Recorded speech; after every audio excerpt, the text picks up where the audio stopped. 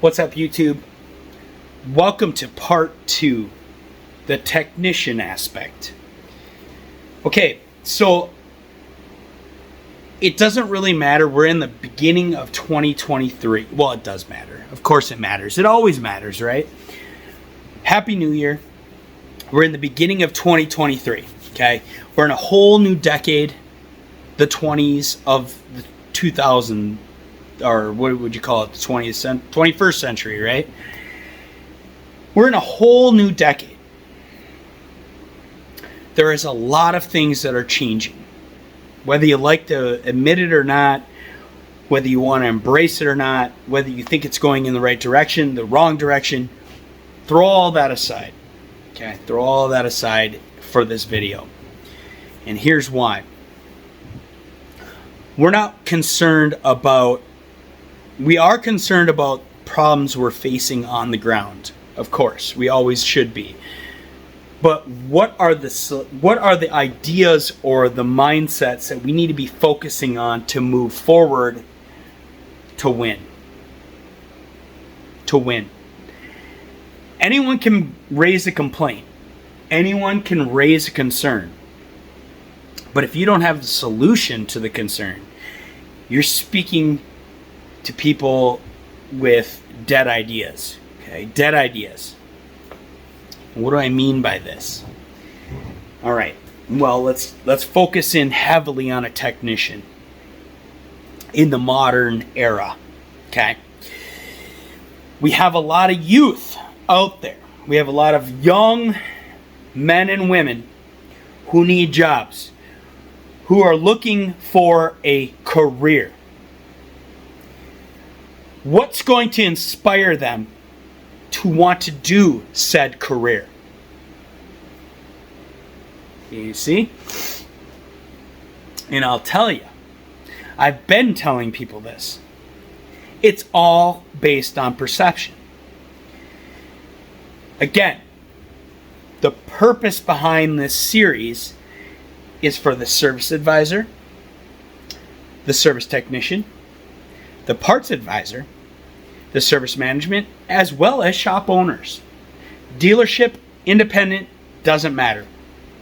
This industry as a whole, for me, is my career path. This is what I chose to do. Okay? Am I going to receive a lot of hate? Am I going to receive a lot of animosity, a lot of jealousy, a lot of whatever the case may be? Absolutely. But that just motivates me to do it even more.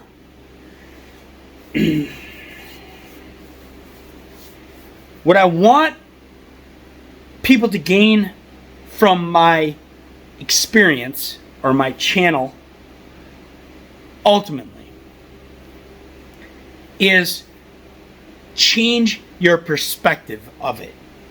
For example, I'm a young technician. I'm 18 years old. I'm graduating high school. I have a lot of options I have a lot of things to consider as an 18-year-old young man, young woman in my life. I can choose to go to college and get a degree in whatever it is, whether it be general studies, whether it be technical, okay? There are changes there that we're not even going to get into.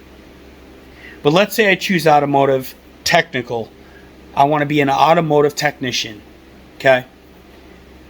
Well, why would I choose that? Well, maybe because I like to work on cars. Maybe I grew up doing that and I like doing it, okay? And that's a great aspiration.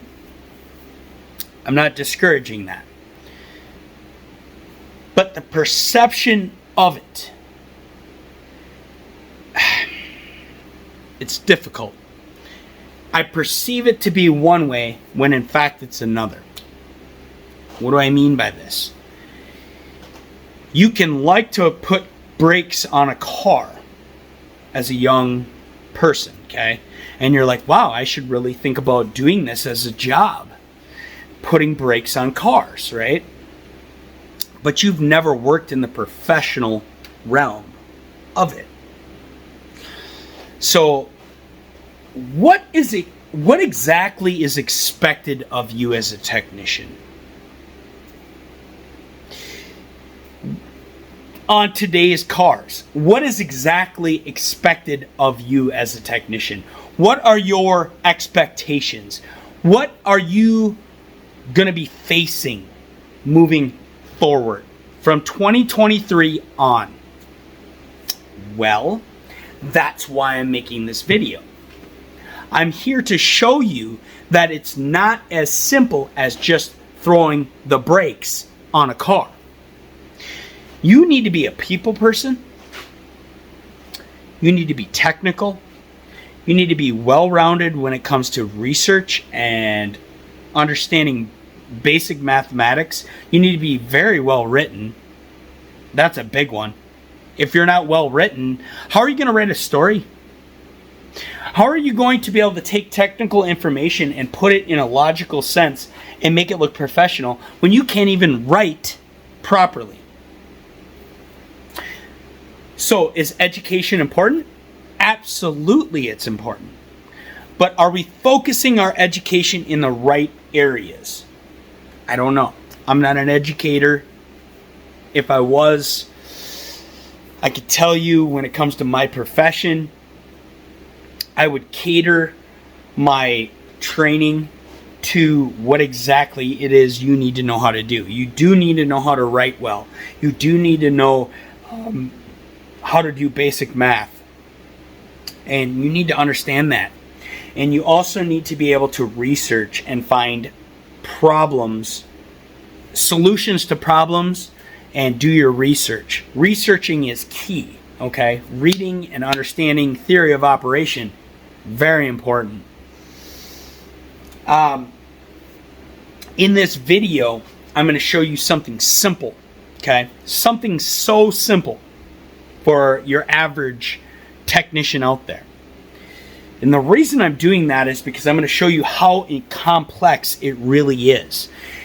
The first part was to show you the administrative side of things.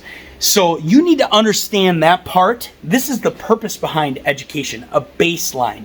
Because now you understand this part. You're doing this part. This is your role. This is your scope of the wheel, so to speak. What's going to make you successful? Understanding that. If you can understand those aspects of the business, of the industry, you can use that to your advantage so that you can become the best at what you do. But that's only going to be possible if you're willing to learn, if you're willing to grow and develop. Will there be people out there that will tell you that it's impossible and that it's a waste of time and a waste of money? Absolutely. There is people doing that in every field. But here's what I'm going to tell you. The reason they're doing that, one, is to challenge you by God's design. Two, they may have failed because of the circumstances they were dealt at the time in which they were doing it.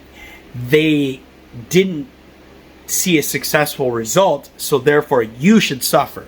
No. We don't allow others to bring us down to their level. That's not even an option, okay?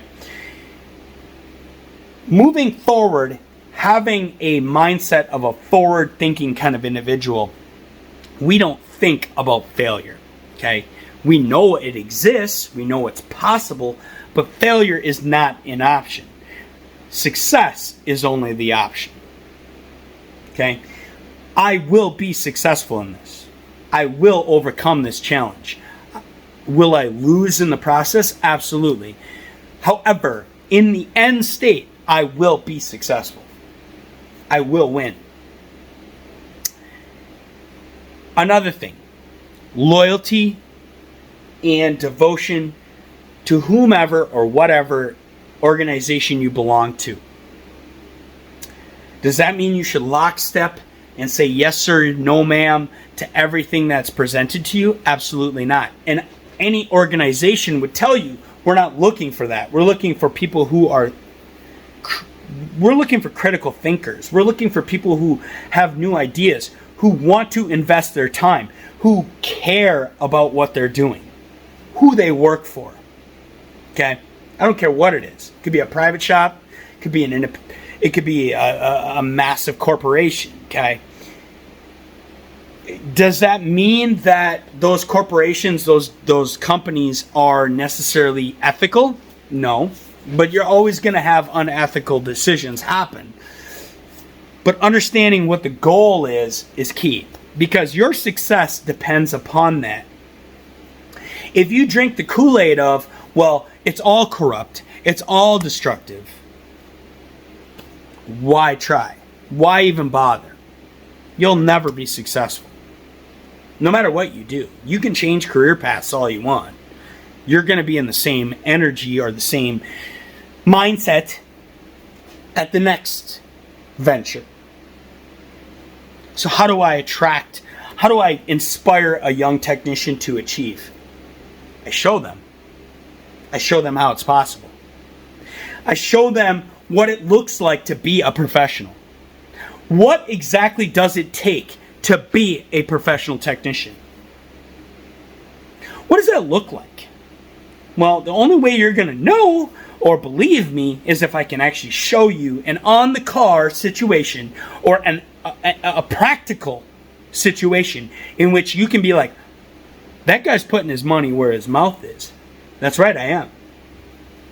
Does that make me better than the next guy? No.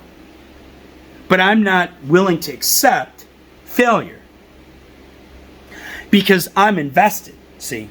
Doesn't mean I've sold out. Doesn't mean that I don't still hold values to what's true and what's correct. Doesn't mean that I'm not going to have opposition with whomever I work for at times. But my end state is to be successful.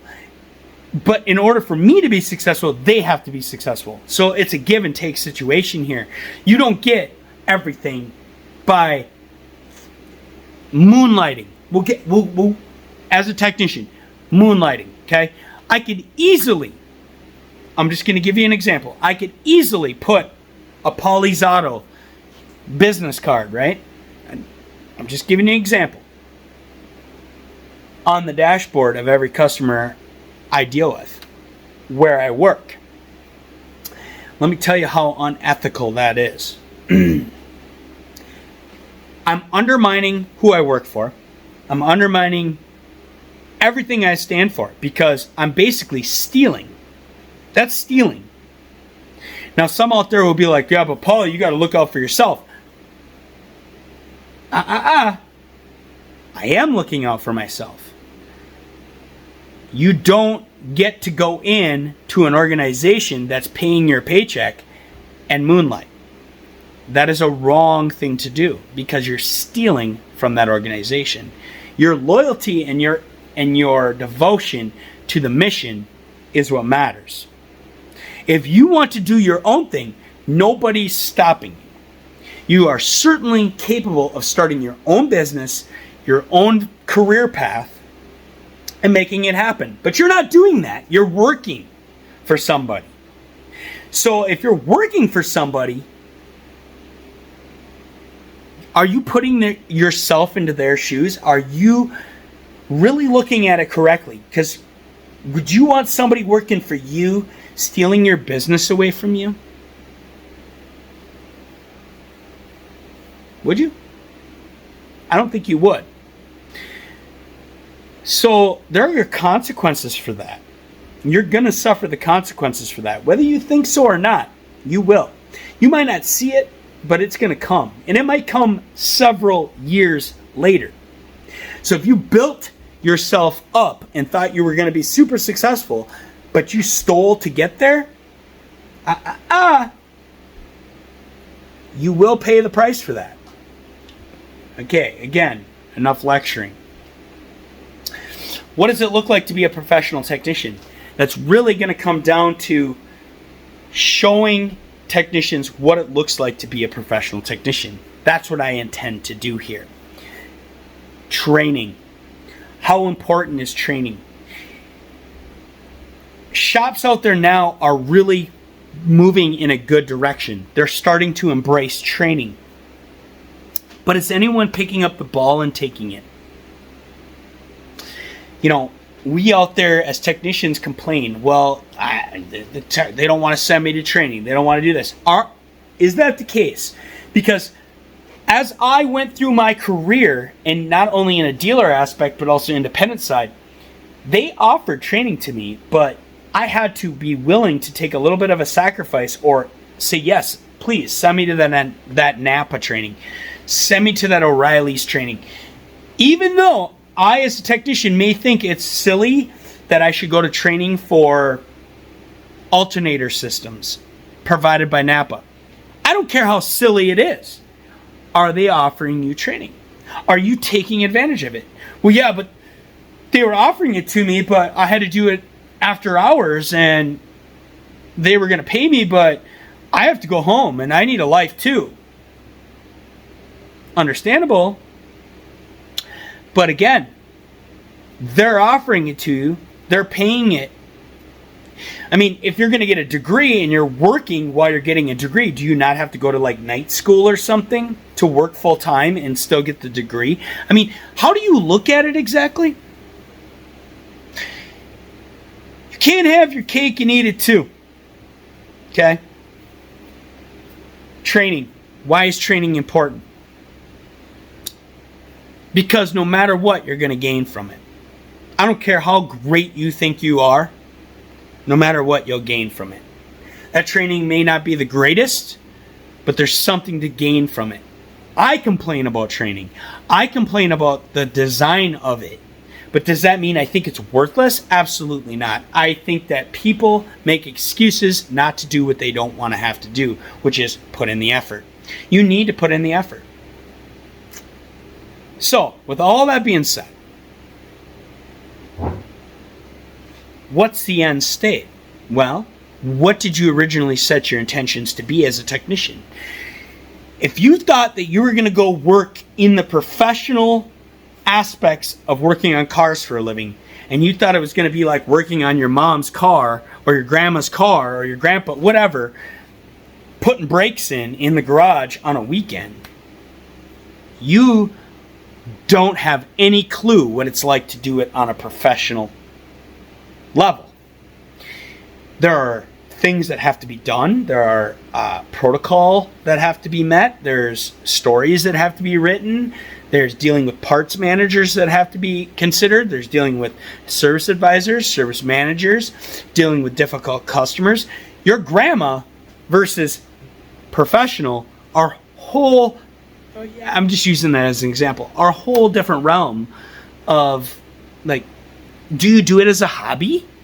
Because if you do it as a hobby and then you start doing it professionally, you might change your perspective on what you like to do. Like, oh, I really don't like working on cars when it's professional because there's expectations there. You can't be wrong. You can be wrong. I mean, don't get me wrong. Like, we're all wrong at times, but when it comes to professionalism, you're the professional. You're the trained technician. So you're expected to be right.